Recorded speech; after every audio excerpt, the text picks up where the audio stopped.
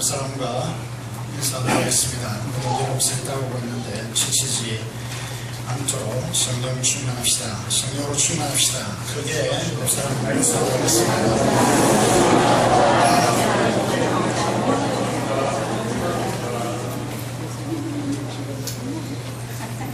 뭔 말인지 모르고 인사하시는 분은 없죠. 오늘 이 시대는 성령으로 충만한 성령의 충만이 가장 절실하게 요청되어지는 시대입니다.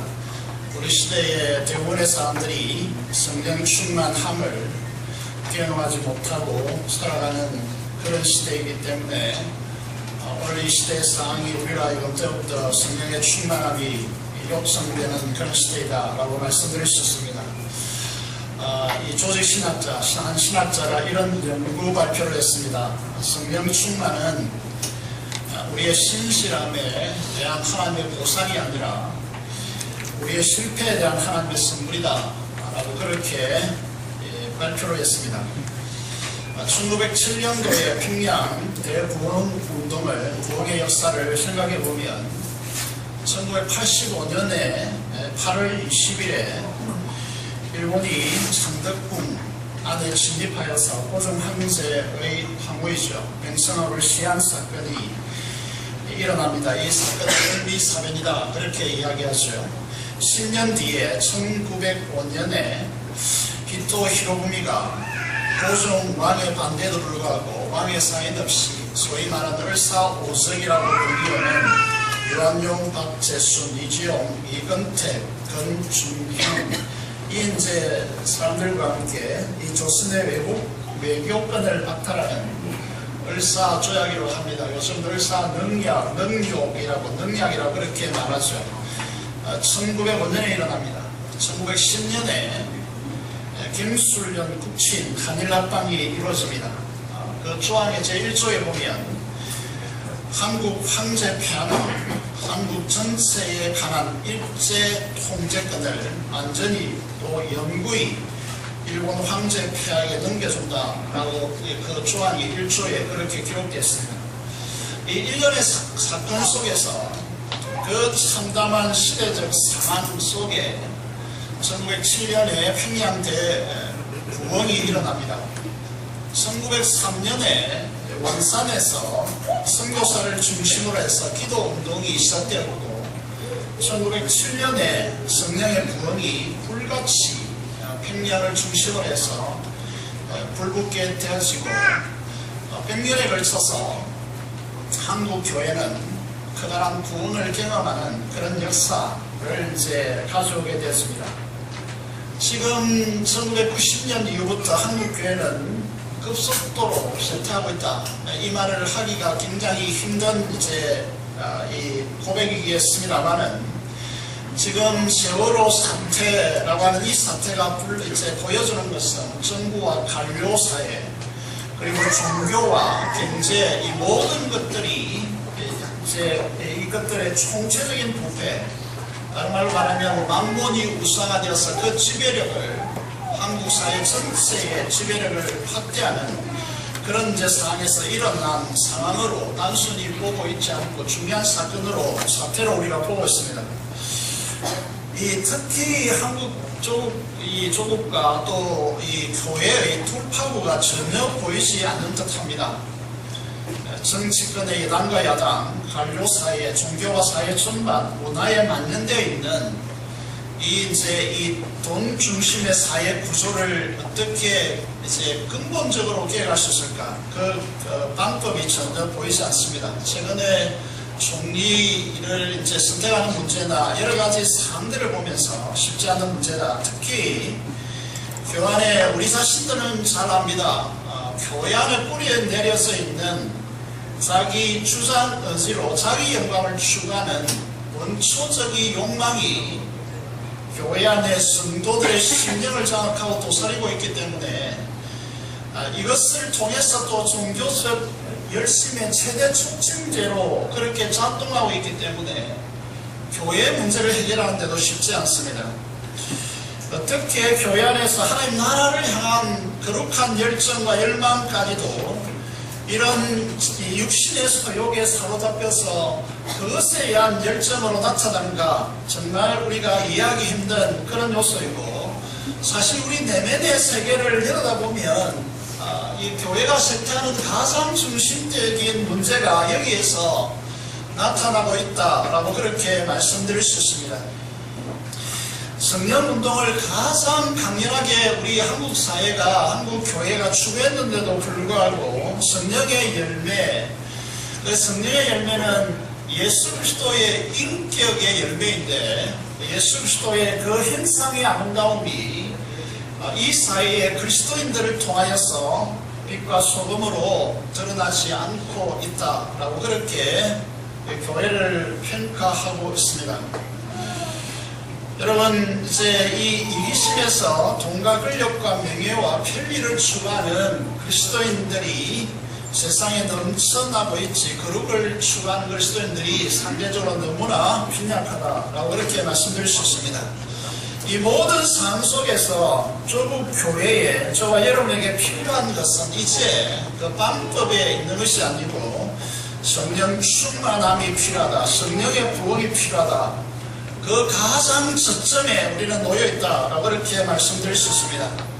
그래서 우리 모두는 이제 성령 충만한 부흥의 역사만이 이 조국과 교회를 회복시킬 수 있다라는 결론에 이미 도달해 있다라고 그렇게 말씀드릴 수 있습니다. 성령 충만한 우리의 특권이자 의무입니다.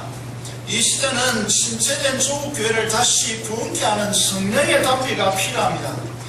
성령의 충만함이 임할 때에 교회는 그 영광과 능력과 활기를 되찾게 되었습니다. 우리 신령과 교회의 부흥은 성령 충만함에 그 해답이 있다라고 이렇게 말씀드릴 수 있습니다. 그러면 왜 교회와 성도들이 성령 충만하지 못한가? 라는 이 문제를 진단해 보기를 원합니다.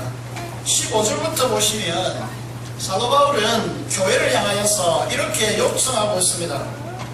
그러든 너희가 어떻게 행할지를 자세히 주의하여 지혜 없는 자 같이 하지 말고 오직 지혜 있는 자 같이 하여 세월을 아끼라, 때가 가지라 라고 15절에서 16절에 걸쳐서 말씀하고 있습니다.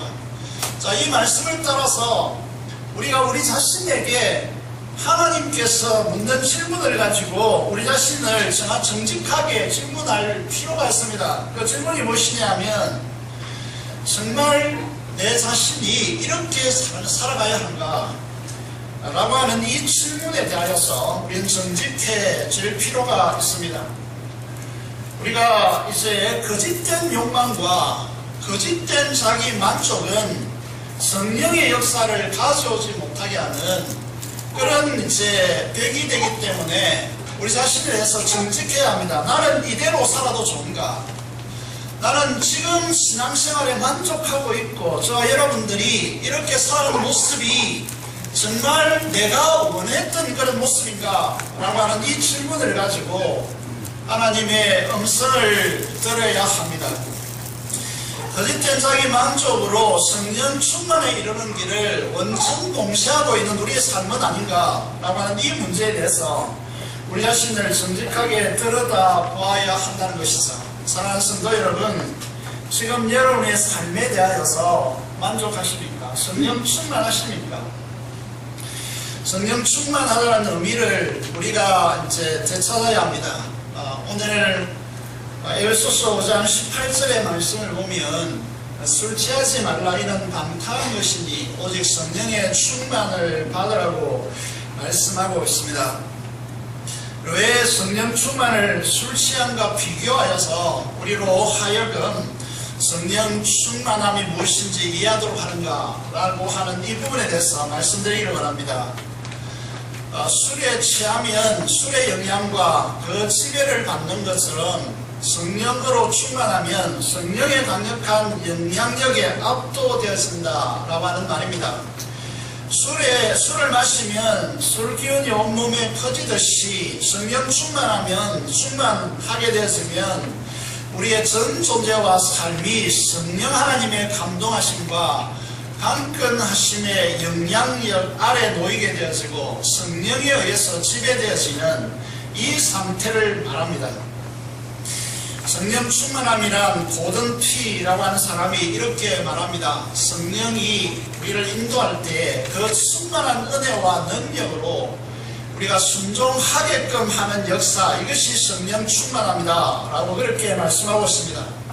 여러분, 술에 취하면 내가 의도하지 않고 내가 그렇게 하지 않아도 술 기운이 그 사람으로 하여금 어떤 자기 평소에 하지 못했던 그런 행동을 하게 하는 그런 사실로 나타나는 것처럼, 성령의 충만함은 우리로 하여금 우리가 하고 싶지만은, 내가 성경 읽고 싶고 그리스도인이라면 기도하고 싶고 그리스도인이라면 하나님을 만나고 싶고 그리스도인이라면 찬양하고 싶을 것입니다. 그런데 우리의 습관에 젖어서 그것을 하지 않는 자기 중심자를 벗어나서 그것을 할 수 있도록 하게 하는 역사가 성령 충만의 역사이라는 사실을 우리에게 말씀하고 있는 것입니다. 성령 충만하면, 충만하기 위해서는 그러면 무엇이 필요합니까? 성령 충만하게 되는 비결은 두 가지로 말씀드릴 수 있습니다. 첫 번째, 성령 충만한 비결은 자기를 부인하고 자기 자신을 십자가에 처리하는 십자가의 원리가 있습니다. 여러분, 누가 성령 충만할 수 있는가? 라고 하는 이 질문에 대해서 성령 충만함의 비결은 한마디로 말하면 자기를 비워내야 합니다. 여러분, 자기 안에 다른 것을 가득 채워놓고 성령 충만함의 역사가 오지 않는다는 것입니다. 가난하고 애통하는 마음, 의에 줄이고 목마른 마음, 이것이 성령 충만함의 비결이라고 하는 것이죠. 여러분, 자기 고집을 자기 안에 가지고 자기 주장 의지를 강하게 가지고 있으면서 성령의 지배력을 온전히 받겠다라고 하는 것은 불가능한 일이다라고 하는 사실이죠. 그래서 자기 중심자를 십자가에 처리하고 자기를 온전히 비워내고 자기 주장 의지를 꺾는 이 역사가 필요하다는 사실입니다. 여러분, 사람들이 성령께서 말씀으로 역사하시는 거기에 순종하지 않고 자신의 힘과 지혜와 열심으로 주님을 섬기고 주님의 일을 하려고 하는 이 안습을 벗어나지 못해서 그것이 철옹성같이 구축되어 있었기 때문에 한국교회가 이 사람들을 통해서 얼마나 많은 피를 흘렸는지 우리가 알아야 합니다. 여러분, 주의 일을 하면서도 자신의 육신의 힘을 통하여서 성령의 능력을 대신하고 육신의 열심히 성령의 뜻보다 앞서가는 이 사람들을 통해서 한국교회가 얼마나 많은 피해를 받았는지 우리가 알아야 합니다. 육신적인 열정으로 사람들의 감정을 인위적으로 조작하고 성령의 모조품을 만들어내어서 교회를 얼마나 힘들게 했는지 우리가 알아야 합니다. 육신의 힘이 너무 강하여서 성령의 능력이 그 사람에게 도저히 개입될 수 없는 그런 얼마나 많은 그리스도인들이 있는지 모릅니다. 여러분, 제가 이 목회자 위임실에 가서 이런 말을 했습니다. 성령의 충만한 사역자가 되기 위해서 유연성을 가져라. 당신의 고집을 끊고 당신의 철학을 끊고 당신이 가지고 있는 인생 고집을 끊고, 그래서 성령 하나님께서 당신을 통하여 온전히 역사하도록 그렇게 헌신하라 라고 그렇게 말씀드린 적이 있습니다. 베드로를 예를 들어 보면 밤새도록 베드로가 물고기를 잡았습니다. 그런데 단 한 마리도 잡지 못한 채 이제 아침이 되어서 그물을 손질하고 있었습니다. 예수님께서 해변가에 수많은 군중들이 모여진 상황에서 말씀을 다 정하고 난 뒤에 베드로의 배 위에 올랐습니다. 말씀과 상관없이 밤새도록 그물로 고기를 잡으려 했지만 한 마리도 잡지 못한 이 베드로가 그물을 손질하고 있습니다. 낚시하는 분은 알겠지만, 저는 낚시에 잘 모르지만, 낚시는 이런 말을 합니다. 때와 포인트가 중요하다, 지점이 중요하다, 이런 말을 합니다. 여러분, 밤새도록 그물 잡고 돌아와서 동이 튼 그 시간에 고기가 잡히지 않을 시간입니다. 뿐만 아니라 깊은 곳은 당시에 이 고기를 잡는 기술로서는 그물을 통해서 깊은 데로 가서 고기를 잡을 수 있는 환경이 아닙니다. 그런데 예수님께서 이 베드로에게 깊은 곳에 가서 그물을 내리라 라고 그렇게 말씀합니다. 주님의 말씀은 고기잡이로 전배가 큰 굵은 이 베드로에게 말이 안 되는 것입니다. 성령의 역사는 언제 주님의 기적으로 나타나느냐 하면 여러분 자기의 주장 의지를 끊고 순종할 때입니다. 자기의 간섭과 자기의 경험을 넘어서서 주님의 말씀에 순종할 그때입니다. 여러분 베드로는 이 경험을 통하여서 주님 앞에 진정으로 무릎을 꿇습니다. 주여 나는 죄인이로소이다. 나는 주님을 감당할 수 없습니다. 주님 앞에서 자기의 존재를 본 것입니다. 제임스 패커라고 하는 사람이 이런 말씀을 했습니다. 성령 충만하며 승리하는 삶을 살기 위해서 자기를 비우고 성결케 하며 자신을 주님께 양도해야 합니다 라고 말했습니다. 사랑하는 여러분, 우리가 왜 성령 충만하지 못한가 라고 하는 이 질문에 대해서 첫 번째 답은 무엇인가 하면 삶의 주관자가 되시고 삶의 통치자가 되시고 창조주가 되시고 전부 우리의 생명의 주관자가 되시는 그분 앞에 우리 자신을 양도하지 않기 때문입니다. 그래서 여러분의 경험이, 여러분의 삶의 습관이 하나님의 말씀보다 훨씬 더 중요한 삶의 자리로 자리매김하기 때문이다 라고 그렇게 말씀드리고 있습니다. 사랑하는 성도 여러분, 성령 충만하기 위해서 자기의 주장의지를 끊고 자기의 습관된 자기 삶을 내려놓고 자신을 비워서 자신의 존재, 자신의 주권을 주님 앞에 이양하는 그런 역사가 일어나야 여러분의 삶이 성령으로 충만케 되어지는, 성령의 온전한 통치와 지배와 인도를 받게 되어지는 그런 역사가 여러분에게 일어나게 될 것입니다. 두 번째, 성령 충만의 비결은 어디에 있는가 라고 하면 성령 충만은 목마른 자들을 향한 은혜라고 하는 것입니다. 심령이 가난하다는 것은 절박하다는 뜻입니다. 여러분, 우리 속에 세상으로 인해서 지금 이제 우리나라가 너무나 잘 살고 있죠. 그런데 잘 살면도 불구하고 우리 영혼은 피폐해져 있습니다. 많은 그리스도인들이 피폐한 삶 가운데 있다는 거죠. 그런데 정말 하나님을 갈급해하고 하나님을 찾고 하나님 앞에 나아가느냐라고 하면 문제가 일어나면 대부분의 오늘 그리스도인들이 기도하지 않습니다. 하나님을 찾지 않는다는 거죠. 여러분, 우리의 삶이 얼마나 절박하냐, 하나님을 갈급해하지 않는다는 것이죠. 우리의 주이고 목마르고 목마른 그런 삶을, 그런 상황을 하나님 앞에 나타내지 않는다는 것이죠. 로이드 존스라고 하는 분이 있습니다. 많이 설교자들에 의해서 인용되어졌는데 요즘에는 많이 인용되지 않는 것 같습니다. 이분이 어떤 말을 했는가 하면 성령의 샘수가 없이는 더 이상 살 수 없다고 느끼는 사람이 성령 충만함을 누릴 수 있다라고 그렇게 말했습니다. 여러분, 우리의 삶이 하나님 없어도 얼마든지 살아갈 수 있고 여러분 삶이 성령 하나님의 역사 없이도 얼마든지 살아갈 수 있는데 뭐 때문에 하나님 앞에 나와서 갈급해 하겠습니까? 그렇지 않습니까? 전혀 부족함이 없는데 여러분 삶에 하나님 없이도 살아갈 수 있는데 뭐 때문에 하나님 앞에 나와서 여러분 간절히 간구하고 눈물을 흘리며 기도하겠습니까? 여러분, 성령 충만할 비결은 성령 충만을 갈망하는 자에게 온다는 사실이죠. 성령론의 대가인 A.W. 토스가 이런 말을 했습니다. 만약 우리 삶 속에 성령으로 충만해지기를 원하는 갈망보다 더 큰 것이 있다면 우리는 결코 성령으로 충만한 그리스도인이 될 수 없다고 그렇게 단언하고 있습니다. 사랑하는 여러분, 그런 의미에서 오늘 우리가 정직하게 물어야 됩니다. 어떤 물음을 가져야 되느냐면 저와 여러분들이 정말 성령으로 충만케 되고자 하는 이 갈망이 있는가? 여러분, 그런 성령 충만한 그런 현상과 상황을 들으면서 나도 정말 저렇게 되고 싶다 라고 하는 그런 간절한 열망이 있는가 생각해 보셔야 합니다.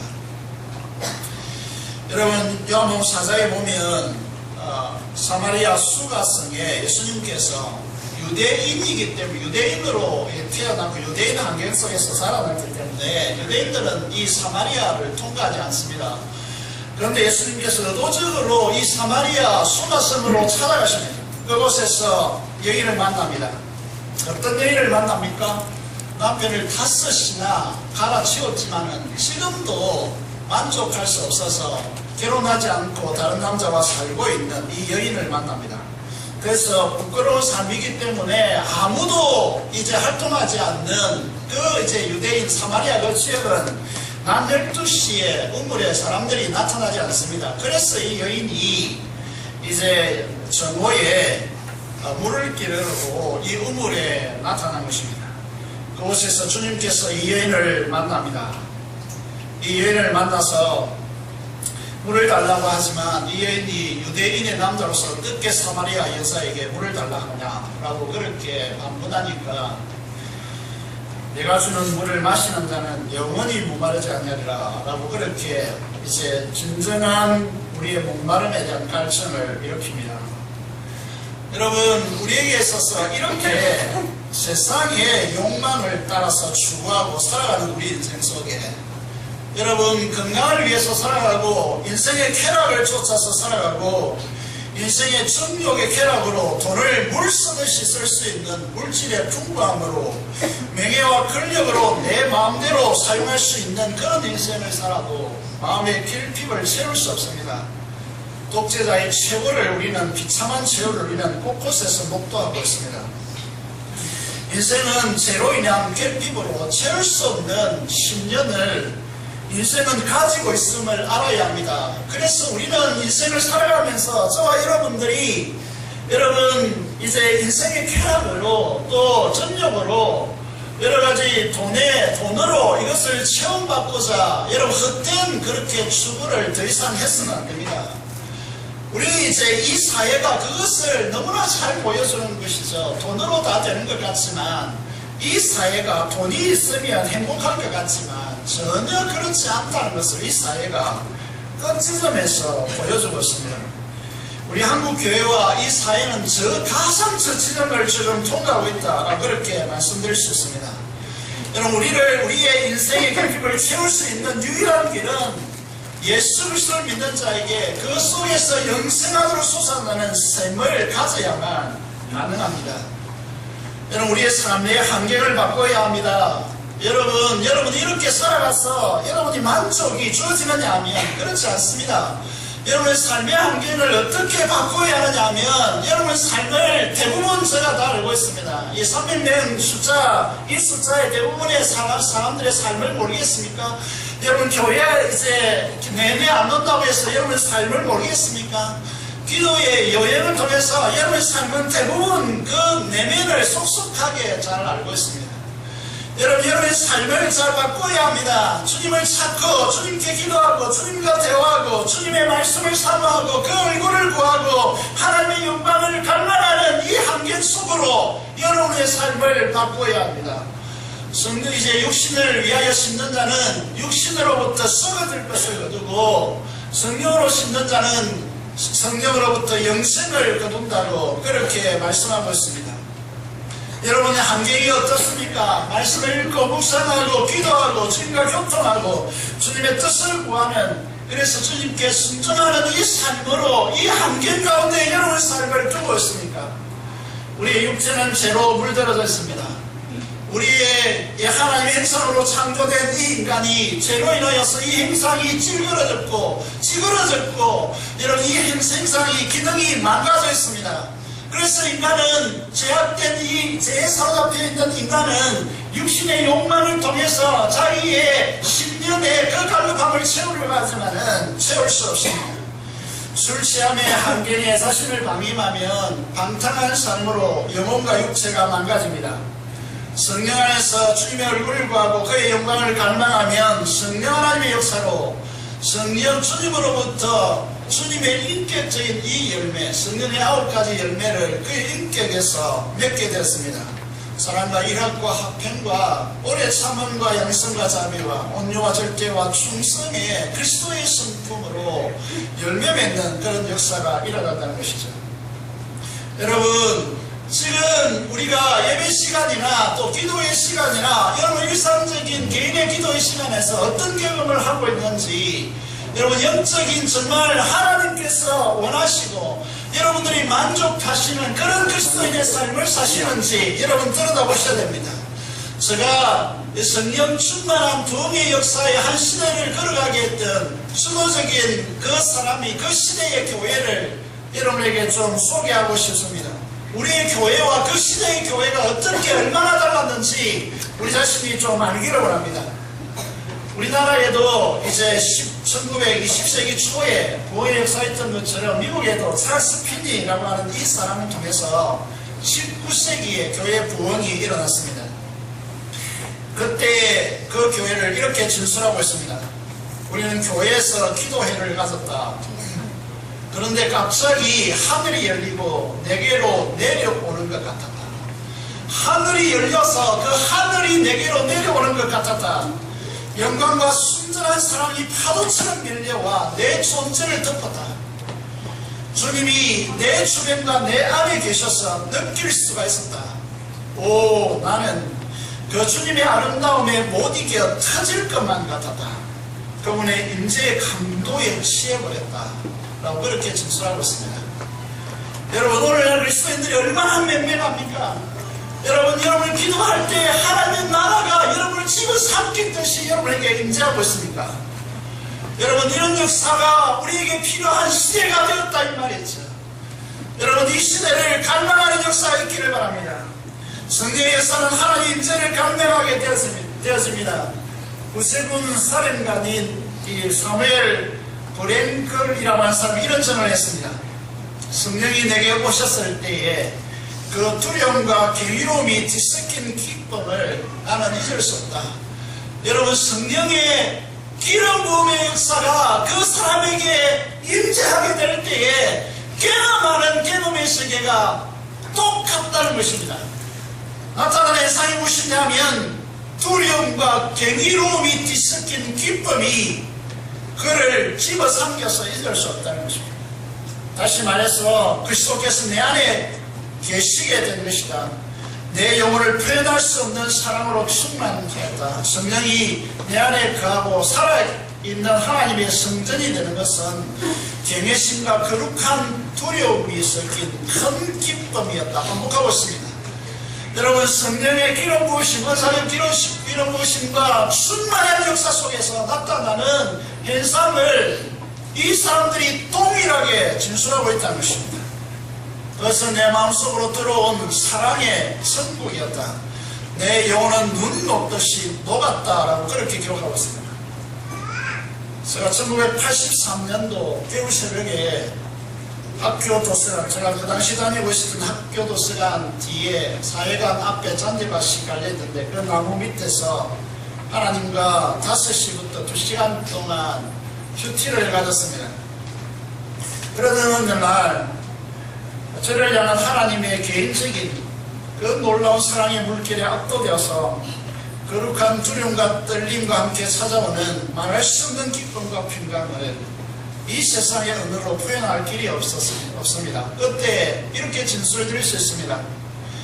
그때 새벽이 밝아오고 있었는데 여러분, 하늘이 우리가 새 차를 뽑았을 때에 그 차가 정말 이게 빛나잖아요. 그렇게 이 세상이 말이죠, 하늘이, 이 하늘의 파란 빛이 나오는 것이 정말 이게 새 차를 뽑아듯이 그렇게 전창조된 세상처럼 그렇게 빛났고, 나무들도 제가 태어나서 한 번도 보지 못했던 그런 나무들의 푸른 빛으로 빛나고 하나님을 찬양하고 있었습니다. 여러분, 갈망은 기도로 나타납니다. 성령의 사람들은 자신의 몸을 하나님이 기뻐하시는 거룩한 산제물로 드립니다. 뿐만 아니라 온전히 기도로 하나님께 바치는 역사가 일어난다는 것이죠. 여러분, 오늘 이 시대에는 여러분 찬양하면 하나님의 임재가 임합니다. 여러분, 찬양도 다 하는 거로 이 단순한 거 쉬운 곡을 선택하여서 가능하면 찬양 뜨겁게 하시기 바랍니다. 그곳에 하나님의 놀라운 임재, 성령의 충만한 역사가 일어난다. 두 번째, 성령 충만한 사람들은 뭘 합니까? 여러분, 이제 10절의 말씀을 보면 어떻게 됐습니까? 범사에 그랬습니다. 범사에 우리 주 예수 그리스도 이름으로 항상 아버지께 감사한다고 했습니다. 여러분, 성령 충만한 사람들 다른 것이 아닙니다. 불편하지 않는다고요. 비판하지 않는다고요. 여러분, 비판해도 건설적인 비판을 하셔야지, 비판을 위한 비판은 그런 그리스도인의 모습이 아닙니다.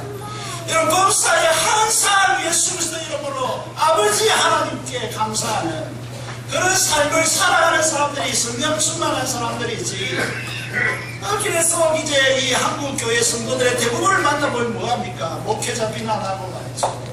이 성도들의 이제 약점들을 들춰내서 두루다니면서 한담하고 말이죠. 한국 교회 모습이 어떻습니까, 지금? 여러분, 우리 성령 충만한의 이 시급성은 뭐냐면, 저 사람이 성령 충만하구나 라고 하는 시급성은 뭡니까? 여러분, 비판하고 부정적인 이야기 쏟아붓고 그래서 똑똑한 사람들이 성령 충만하니까. 성령은 이 우주를 창조하시고 이 어마어마한 우주의 질서를 잡으신 분입니다. 그분의 지혜가 성령 충만함의 지혜로 나타나는 것이 무엇이라는 것입니까? 항상 범사에 감사한다는 것이죠. 세 번째, 성령 충만함은 뭐합니까? 그리스도를 경외함으로 어떻게 한다고 했습니까? 피차 복종한다고 했어요. 여러분, 피차 복종한다, 이 말은 굉장히 어려운 문제입니다. 실제로 삶에 있어서 말이죠. 교회 모임 가보십시오. 사회에 가보십시오. 어떤 사회에 가보십시오. 그 사회는 피차 복종하지 않습니다. 어떤 힘 있는 자가 어떤 경쟁력을 가지고 어떻게 내가 올라서서 이 지배력을 확대하느냐, 이렇게 세상이 추구하지 피차 복종하지 않습니다. 서로를 섬김으로써 서로를 높여주는 이런 삶을 살아가지 않습니다. 여러분, 성령 충만하면 그리스도를 경외함으로 피차 복종하는 역사가 일어납니다. 이것이 교회를 교회답게 하고 이 세상과 차별되어서 정말 저곳에 가면 하나님의 사랑으로 가득한 물들어진 사람들이 그곳에 가득하다. 이것이 교회인데, 이 교회의 특징은 무엇이냐 하면 그리스도를 경외하고 성령 충만하면 두 가지 현상이 온다 그랬죠. 첫 번째는 두려움이 우리 마음속에 찾아옵니다. 하나님에 대한, 하나님이 얼마나 엄청난 분인가, 그 영광에 압도되어서 그 하나님을 경외하게 됐습니다. 그리고 찾아오는 것은 이 사람이 물밀듯이 파도처럼 가슴을 때리고 우리를 전등해서 마치 이제 리트머스 시험지, 우리가 하얀 종이를 파란 물에 집어넣으면 그 물이 온전 파랗게 물들어버리는 것처럼 성령 충만하면 하나님의 놀라운 사랑으로 완전히 장악되어버립니다. 이게 성령 충만함이라는 거죠. 그래서 자기가 경제를 통해서 지배를 확대하는 것이 아니라 종이 되고 성경을 통하여서 피차 복종하는 그런 공동체로 올려진다는 거죠. 누가 이곳에 와가지고 이곳에 자기의 거처를, 자기의 삶을 이곳에서 행성하지 않으려고 하겠습니다. 초대교회가 그렇기 때문에 날마다, 매주마다 구원받는 사람을 놀랍게 더하게 하신 것이죠. 사랑하는 성도 여러분, 우리가 이제 우리는 두 가지 문제를 싸우고 있습니다. 하나는 율법주의입니다. 율법주의라는 것은 무엇이냐면 왜 안 한다는 거죠. 왜 기도하지 않는다는 거죠. 왜 말씀 보지 않는다는 거죠. 이게 율법주의입니다. 그리고 무율법주의가 있는데 그것은 이런저런 것들 다 하지 않아도 된다. 오늘 교회가 합산복음주의를 어떻게 전략했느냐 하면 교회만 오는 것으로도 목사님 고마워하셔야지, 이 세상이 얼마나 각박하고 살기 어려운지 아십니까? 이 돈 버는 것이 얼마나 힘든지 아십니까? 여러분, 우리가 이렇게 아무렇게 살아도 교회에 오는 것만으로도 목사님 이 눈물 흘리면서 감격하고 감사하고 알아주셔야죠. 이 무율법주의거든요. 하나님의 법이 없다는 거예요. 여러분, 이 사람들이 행복할까요? 이 사람들이 정말 하나님 기대하는 사람들로 이 세상에 살아갈 수 있을까요? 여러분, 그 사회는 모두 다 하락하고 쇠퇴해버립니다. 그렇기 때문에 우리는 반드시 이 사실을 성령으로 율법을 행하는 이제 성경적인 삶을 우리가 구축해야 된다라고 하는 것이죠. 실질적인 예를 한 가지만 들고 마치겠습니다. 금요기도회가 있고 수요 예배가 있고 새벽 기도가 있습니다. 이런 이제 요청을 하고 있는 것이죠. 그런데 텔레비전을 보면서 인터넷을 밤늦게까지 하면서 또 게임과 또 이런 다양한 이 문화 속에서 살아가면서 여러분, 이것과 하나님 앞에 나아가서 기도하는 것과 말씀으로 주님과 동의하는 이 두 가지 갈등이 일어날 때에 우리는 무엇을 선택하는가? 기도하여서 성령 하나님께서 온전히 나를 장악하여서 나를 지배하여서 성령께서 원하시는 삶으로 나를 이끌어 달라고 내 삶을 주께 구체적으로 맡기고 그 자리에서 일어나서 성령의 감화 감동하심에 순종하는 이 삶의 방식을 우리가 선택해야 합니다. 그런데 이거를 거부하고 자기 삶의 습관에 여전히 자신을 방치한다면 이것은 죄입니다. 죄. 이 사실을 우리가 알아야 됩니다. 성령의 감화 감동하심에 순복하고 성령의 역사를 소멸치 않고 더 나아가서 성령을 해방하지 않고 성령께 온전히 순복하다.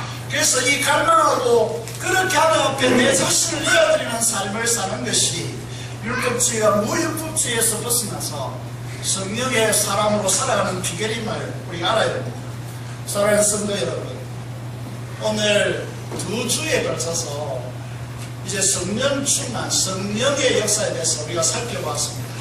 하나님의 말씀을 들었습니다.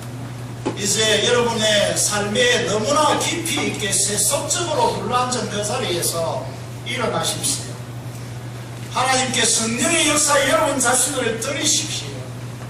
그래야 성령의 엄청난 역사가 여러분 속에 일어나서 이 한국 교회를 이제 우리 민족을 살리는 성령의 역사가 가능케 되어지게 될 것입니다. 사랑하는 재런부산교회 성도 여러분, 그리고 이 자리에 있는 여러분의 삶에 만족하십니까? 여러분 누구도 이 시대에서 성령 충만한 역동적인 이 사실을 제가 이 찰스 핀이나 이런 사람들 통해서 잠시 언급했습니다.